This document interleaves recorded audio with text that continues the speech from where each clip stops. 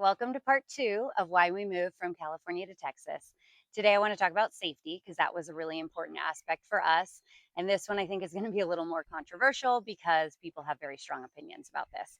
So, I'm just going to speak from my personal experience and tell a little story.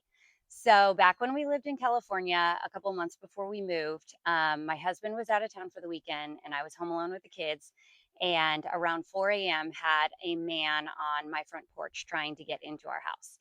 I didn't know who it was or what he wanted at the time, but it was probably the most scared I've ever been in my life. And we found out afterwards that he was homeless, and I'm guessing was on drugs or something because he was very disoriented and out of it. Turns out I found out later that we had a growing homeless encampment in the wash right next to my kids' elementary school that was about a block and a half from our house. So, cut to living here in Texas.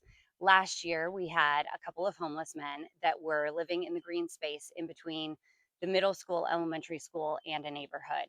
And we called the sheriff's department, and they told us to call them back if we saw them again, and that they were going to be patrolling the area. And within 24 hours, they had found the men, picked them up, and took them in somewhere where they could receive services.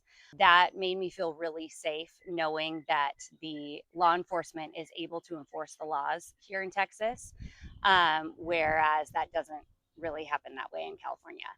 The second part of safety that I wanted to talk about that's different here in Texas is that we have constables at every single one of our public schools in our district.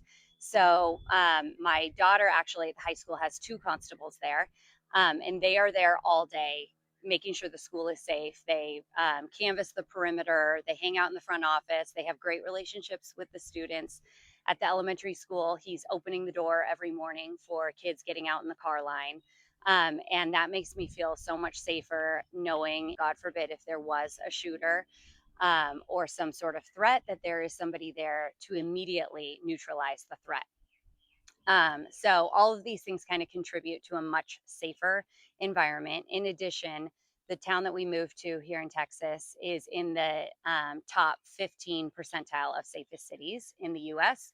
So I love the safety that that brings to me and my family. So that's kind of some of the examples of why I feel a lot safer here in Texas than I did in our community in California.